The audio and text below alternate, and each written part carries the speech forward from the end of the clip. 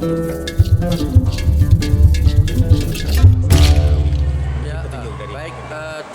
dengan tausiah MPU, hari ini kita sudah mengeluarkan tausiah nomor 5 tahun 2020 yang terkait dengan pelaksanaan ibadah di dalam bulan puasa. Jadi ada 13 poin yang telah kita hasilkan, yaitu antara lain bahwa pelaksanaan kegiatan ibadah di bulan puasa ini itu berjalan dilakukan secara normal seperti biasa, kecuali nanti apabila di dalam perjalanan ini ada kasus penyebaran COVID ini meningkat, maka itu nanti MPU Kabupaten Kota berserta Forkopimda Kabupaten Kota berhak menentukan yaitu model pelaksanaan kegiatan ibadah apabila penyebaran kasus pandemik COVID ini meningkat. Tapi untuk konteks sekarang, Aceh berlaku secara umum bahwa pelaksanaan kegiatan ibadah di bulan puasa ini berlaku sebagaimana yang biasanya. Kecuali yang kita minta untuk tidak dilakukan, yang sifatnya itu tadarus keliling, yaitu takbir keliling, ada qiyamul lail keliling, buka puasa bersama, sahur bersama. Itu kita minta untuk ditiadakan di dalam bulan puasa ini. Tapi dalam hal pelaksanaan salat tarawih, ceramah menjelang salat tarawih, itu semuanya kita berharap untuk dilakukan, tetapi juga memperhatikan sisi-sisi kesehatan. Antara lain kita menganjurkan jamaah itu menggunakan masker, sudah itu cuci tangan dan sebagainya yang terkait dengan prosedural kesehatan tersebut.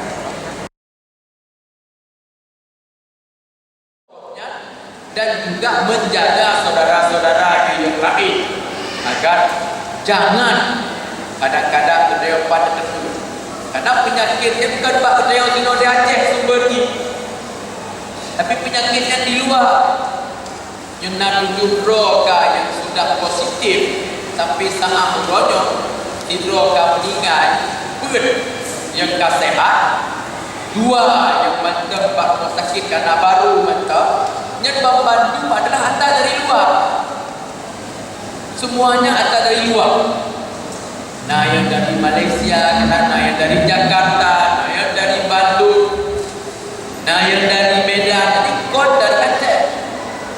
Jadi berdasarkan 7 yang Pak tanya yang kau positif ya, membantu dari luar. Kami yuna saudara gitu, yang dua gitu, nilai saudara Ron, saudara tanya, saudara kamu lelaki yang gede, yaitu untuk isolasi diri di rumah masing-masing selama berdahulu paling sedikit. Mudah-mudahan punya disiplin kita nyonya Pak Taudib dalam keseharian, insya-Allah penyebaran COVID-19 akan berhenti. Jadi tidak akan pernah lagi menyebar yang sedahsyat lagi di daerah lain. Itulah mungkin yang dapat kami sampaikan, dan insya-Allah programnya akan terus kita berlanjut. Sekali lagi kami sampaikan terima kasih kepada panitia masyarakat negeri Kemudahan Ya Allah yang telah berpartisipasi bantu-bantu support dalam gerakan bantuannya kepada anak yatim yang di tempat menanya. Mudah-mudahan kepada orang yang diberi kelapangan rezeki yang luar ya Allah Subhanahu wa taala, dan kepada seluruh ketanya masyarakat Sukamakmur bergebi sehat ya Allah, dan jauh daripada bala bahayanya, dan kita yang bisa jalankan amal ibadah dalam puasanya lagi bisa sedikitnya.